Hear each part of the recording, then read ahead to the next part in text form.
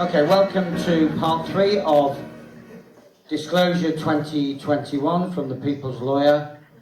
And we're going to look at your remedy in law, or at law is the perfectly correct expression. I've identified 5 remedies against systemic narcissism. Although I said before that the system is not your enemy, there is a streak of narcissism running through it that is something that we need to be conscious of so that we adopt effective defensive strategies.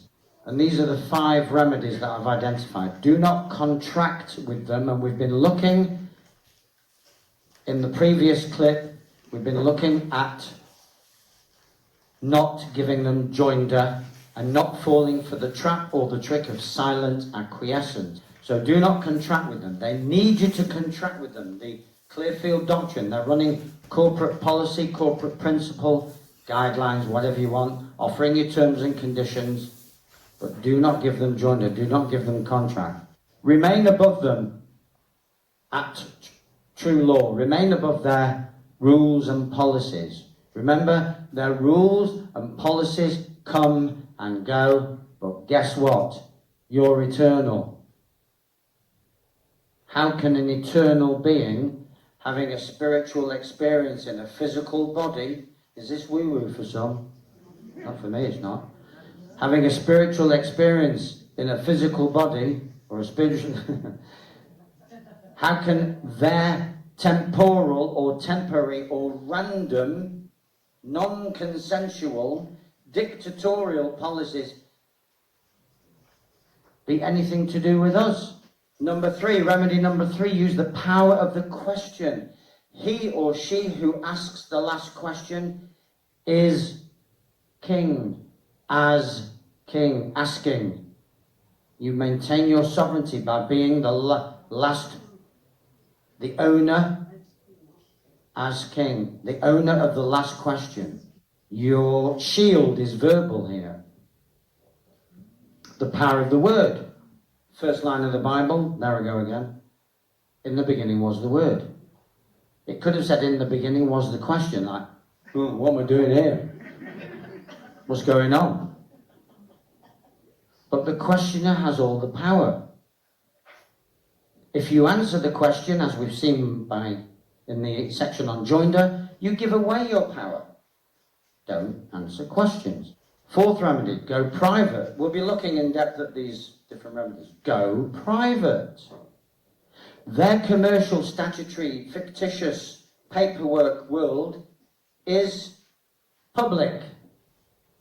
It applies to all legal persons, but not to a private man, woman, boy, girl, or property held in trust, which is also one way of taking what they consider to be their property, legally possessed by them, into another realm, into the realm of equity and trust, which is a higher realm. And we will have a screen that shows you how that works. And finally, and we've been hinting at this all along, know who you are. If you do not know who you are at a massive disadvantage and vulnerable to attack. And you won't even begin to know how to defend yourself. Okay, remedy at law number 1, no contract. Within 72 hours, return the windowed envelope to sender. I was given a PCN on my windscreen in London about 5 weeks ago. Took it out gently and calmly, as you do. Didn't swear. Honest. Wrote on it, took it to the post office, wrote on it, I'll show you what I wrote on it in a few more screens, but essentially, cancelled it, because the way you cancel an offer, it's going back to the times when we had swords. So you pull the sword out from your, because some kind gentleman has knocked on your door and says, I offer to rape your wife and abduct your children. Well, that's not an offer that should be accepted. So you take your sword and you're drawing an arc in the air. It's bottom left to top right. Do that twice in blue at a 45-degree angle. You've cancelled the offer. And then there are things to write on it as well, which we'll look at in a few more screens. That has to be done within 72 hours as part of a return to sender.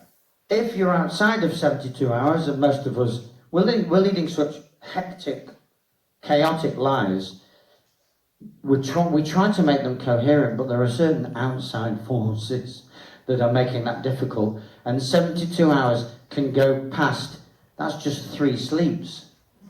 Sometimes it takes 5 sleeps to work out that you've had a letter in the first place. Or even more, if you've been away on holiday, trying to escape it all. Outside of 72 hours, use conditional acceptance, or date and top and tail the conditional acceptance with data subject access request. That would take me 5 hours to go through just that. So if you want to know more, I suggest look into the website www.peopleslawyuk.com and have a look at what's on the course and consider doing it. It's not the only course in town. There are other courses now shooting up, and there's plenty of potential students, so I'm not pushing this hard. I'm just saying it's one way of getting to know all about this kind of thing. Remedy at law number 2. Remain above their rules and policies. So how do you remain above their rules and policies? Quite simple, really. By obeying the one and only true law. There's only one law. Common law has got 4 offshoots of it.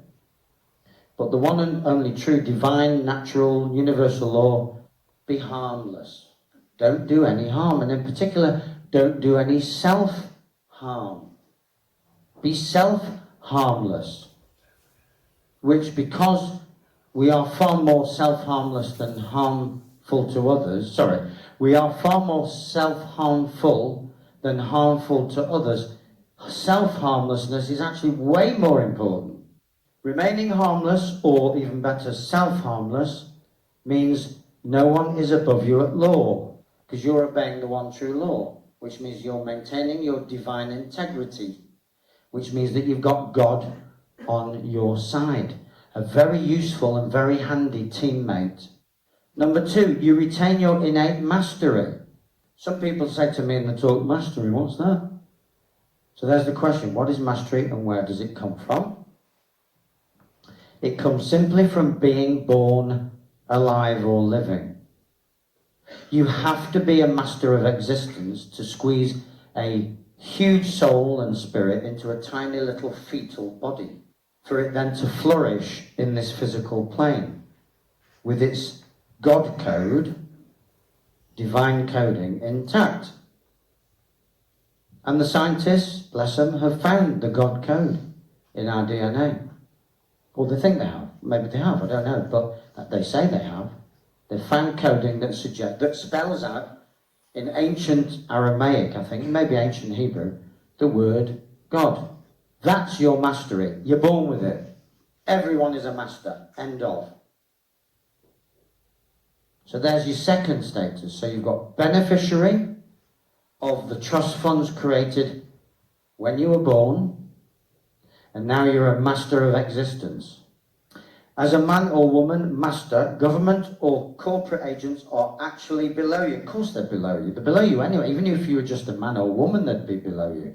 But as a master, goodness gracious, they're nowhere to be seen.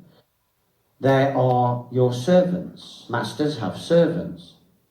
If you want to know the power of the master, then I have an anecdote. Again, it's a bit of an urban legend, but a martial arts practitioner was in court, charged allegedly with some kind of speeding offence, and the court clerk said, "Could we have your name, please?" He said, yes, I am Master Liu. Case collapsed. We cannot hear evidence against masters here. You're free to go. Please go. If you're operating your Mr., Mrs., Ms., Miss title, which is attached to the legal person, they are administering that trust. And they do have administrative authority to hear a case against that trust, that involves that trust. But if it's a master who's a real sovereign entity, that's way above an administrative court. These are not courts of law, by the way. A court of law is convened by a convener with a jury of your peers. Magistrates' courts, county courts, most criminal courts are administrative courts, courts of commerce, basically banking, casinos, where they allow 1 in 10 to win, 9 in 10 get busted. They're not courts of law. Look in Halsbury's Laws of England, you'll find that they are not lawful. Corporate agents are also below you in their commercial capacity as service provider, and your capacity as customer. What do they say about the customer? Always right. So now you've got, these capacities are amassing. Beneficiary of the trust fund created when you were born, evidenced by your birth certificate. Master, evidenced by the fact that you're alive. You've mastered the art of incarnation. How people can feel that they're not good at anything when they've squeezed a soul into a body and animated it. No, not got any real skills. I think I better just sign on. But that's the trick that the system has played on us via its agents. Customer, always right. So beneficiary, who is value. Master, who in effect is above there, who is part of divine law, master of existence, so you could say is law, and customer, never wrong, always right. There you go, so you are either their master or their customer. So if you go into a shop and they're asking you to put a mask on, in what capacity are they asking you? What's your capacity that they're referring to? If you're a customer, you just say, do you realise I'm a customer? I can't be wrong. Do you not realise I'm a master? And what I say goes. And I say, I know where mask. There's the control board. Master is law, customer is always right, beneficiary is value, and never pays. So somewhere along the line, we've forgotten that we are masters, we've forgotten that we are always right, and we've forgotten that we shouldn't be paying for anything. We have the natural right to everything on the planet as long as we're not causing harm. If we are harmless, we can do what we want. Now the Satanists miss out the first part of that phrase. They say, do as you please. They don't talk about harmlessness. But the people on the good side of the fence, if you like, the freedom side, the non-coercive side, the human side, say we are operating divine principle. As long as we are harmless, stroke self-harmless, we do as we please. We do, not we can do, we do as we please. So where is the obligation to do any of the following? Where is it? Answer questions, take tests, take an injection, wear a mask. Where's the obligation? There's no obligation on the beneficiary, master or customer. Where is it? Oh, it must be on the person. But we're not the person. Thank heavens for that. When I went on the Manchester Metrolink, in the early days of you know what, it said all persons boarding Manchester Metrolink must wear a face covering. And I just breathed a sigh of relief.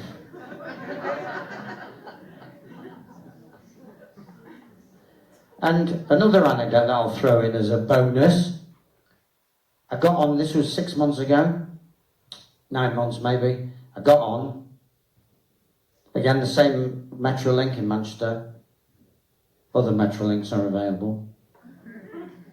And I'm sitting there normally I'm sitting there minding everyone else's business, but just so happened I'm minding my own. Looking through the window, staring contemplatively into space. Meanwhile, a yellow vest gets on. Now in France, they're heroes. What's the matter with Britain? Our yellow vests are villains most of the time. So she sidles up to me, she goes, "No mask." And I was very tempted to go, "No bra." Well, they're equally relevant questions, aren't they? What I choose to wear on my face is every bit as much a free choice as whether she puts a bra on or not. Anyway, so I just turned to her, smiled. I think I smiled, I can't remember. I don't know if I was in a good mood. Smiled, said nothing. 3 or 4 seconds went by and continued to stare out of the window. Did not engage in the slightest. After about 3 or 4 seconds, where she's weighing up her options, she just goes, "Oh, how rude."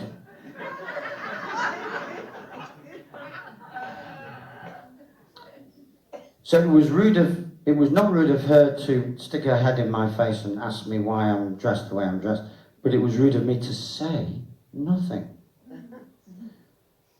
So there you go. Inaction, polite, silent, self-assertion, harmless action. It dispels it disperses the energy. You don't justify, you don't engage. So this is a form of, in another clip, it's called no contact. It's not no contract. Well, it was both. I didn't answer her question, so I wasn't giving her joinder, and I didn't engage on any level, so I wasn't giving contact to the narcissist or the narcissistic beast representative. She may well be a very nice woman, but she's representing something very ugly and very nasty. Very. Fill out a form. Another story about filling out forms. I was running a company that I was using to get into school so that I could teach a game that was relevant to boys and girls' lives. They were loving it, and it was going too well, so the authorities defunded me. As a result of that, my income stream dipped and leveled out to pretty much zero. No, it was zero. And so I couldn't afford to fill out any forms and send them. I couldn't even afford the postage. So the Inland Revenue said, "You've not filled out your annual tax return." Naughty boy, £100 fine. A month later, "You've still not filled it out." £200. Another month after that, "You've still not filled." £1,000. I thought, they've got to get this message across to me. In the meantime, I'm doing a bit of research, and I understand now what going private means. We'll come to that in a minute. And I just wrote to them a very basic letter. It was very Neanderthal, really, because I didn't know then what I know now, but I knew enough. And I just said, "Excuse me, but I've gone private," because I knew that limited companies were public. They're artificial, you've registered them, they're in the public domain, but I just said, "Companies dissolve, I'm now working as a man." Thank you very much. They wrote back, and I've got laminated evidence of this. They wrote back cancelling all the penalties, and I haven't heard since, and that was 7 years ago.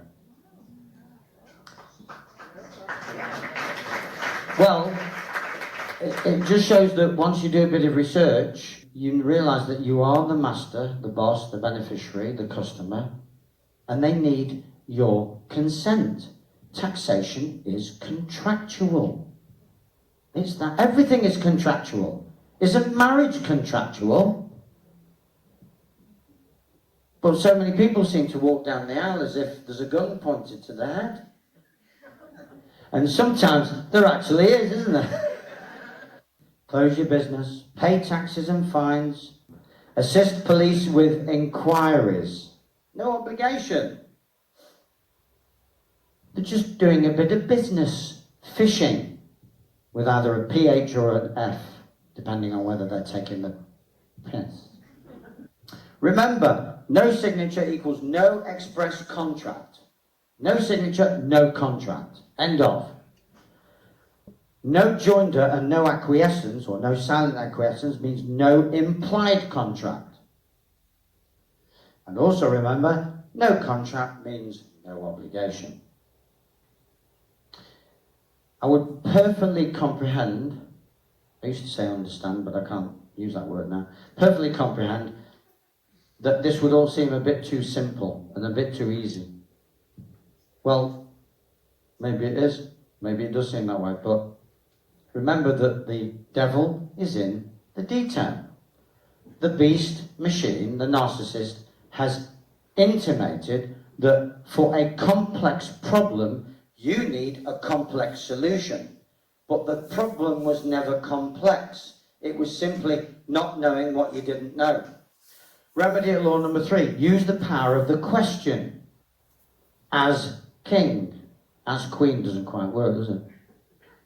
As king. Verbally, orally, we've looked at this, we're just reiterating now.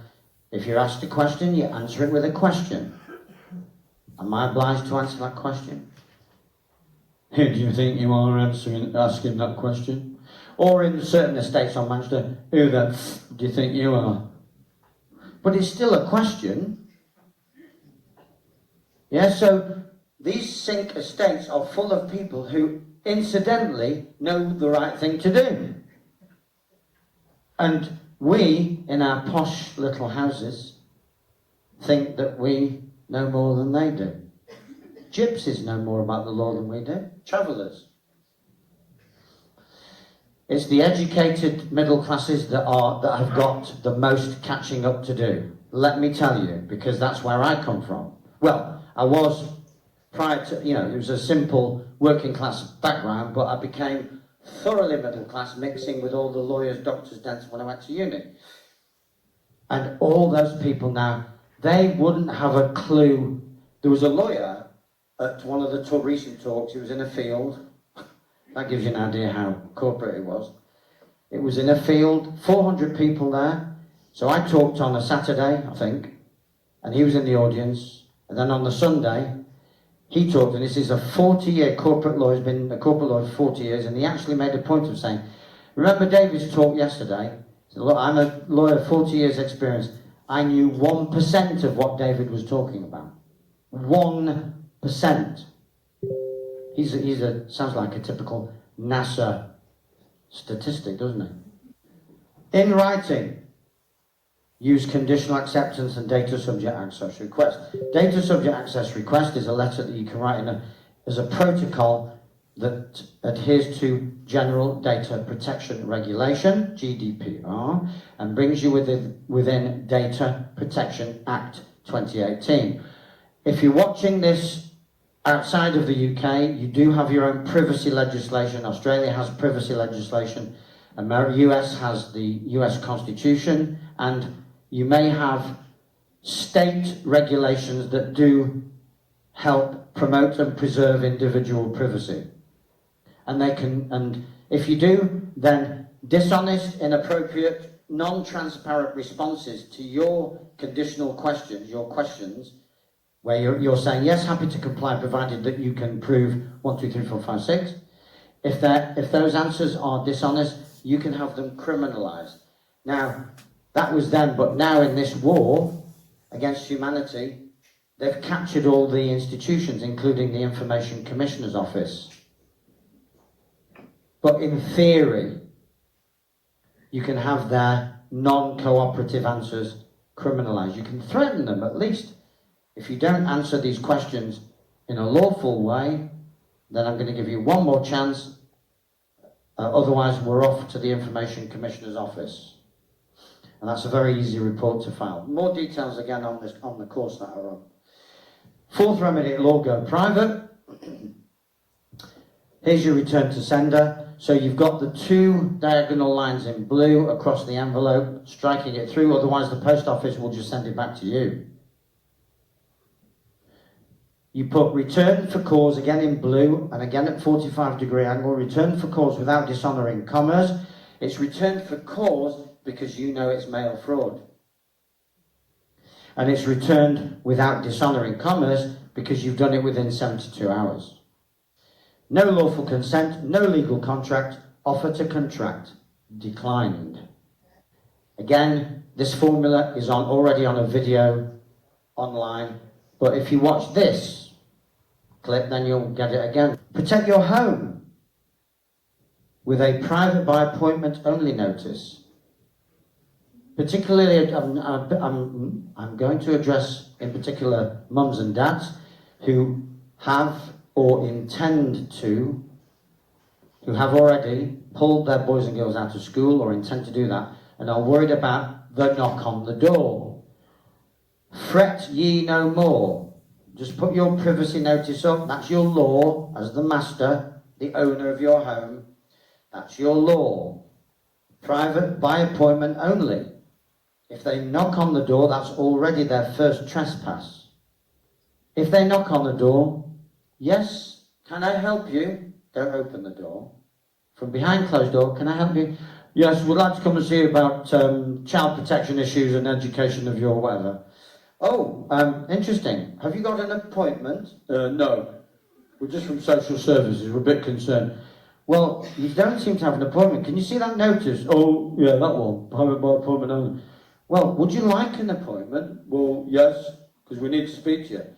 Well, if you would like an appointment, it will cost you a prepayment of £25,000. Payable in advance through PayPal, and if you look closely, you'll see the PayPal address. It's my email address. They're doing business. They're not there for the interests of the boy or girl, because the boy or girl is with their mum and dad. And no one is alleging child cruelty or abuse, satanic ritual abuse. It's simply administrative, commercial procedure. They are looking after their assets because they regard the young person as registered child property. So they're just supervising their assets, checking their assets. But you transcend that in commerce by offering to comply, but upon prepayment. They're already in cash strapped enough, you won't see them again. And that's what you do with anyone that visits your house. They have no right to visit you at home. None. Unless you've defaulted on your mortgage, defaulted on your landlord's payments, or there's evidence of a gas leak, and they've all got a warrant. So that answers one of the questions in part 1. Protect your business. Private members only. So if we go into another tier 352 lockdown, people with freedom as their priority are going to have to do their own thing. But if they do it in the public, they're vulnerable. They'll be operating registered names and registered companies and do it in the private. How do you think the elite can have their whatever they do behind closed doors and never get arrested? How do you think they never pay tax?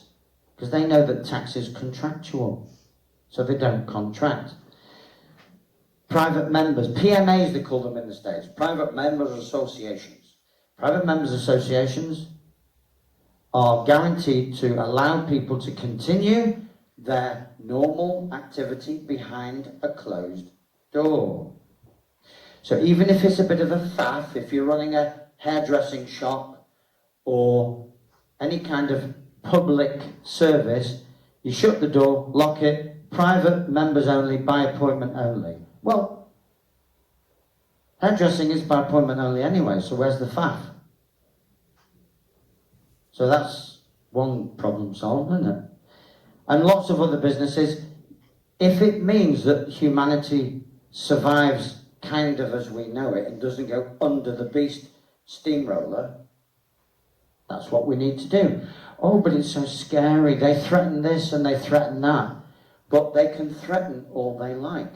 None of their so-called fines are lawful. You have to go to court to be fined. And if you don't consent or contract with their paperwork, how are they going to get you to court?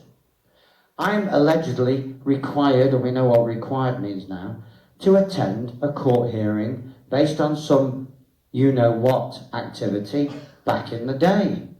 But they sent me a notice. Well, they actually had 3 police officers, not constables, attend my address, not my home, my address, 2 different things, with a note, with a piece of paper that said notice of criminal charge.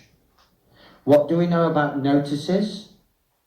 They are offers to contract. So I have simply sent back a notice of conditional acceptance of the notice of criminal charge. If it were a criminal charge, they would delete the word notice and just put criminal charge. So now you know it's a commercial offer. It's an offer in commerce.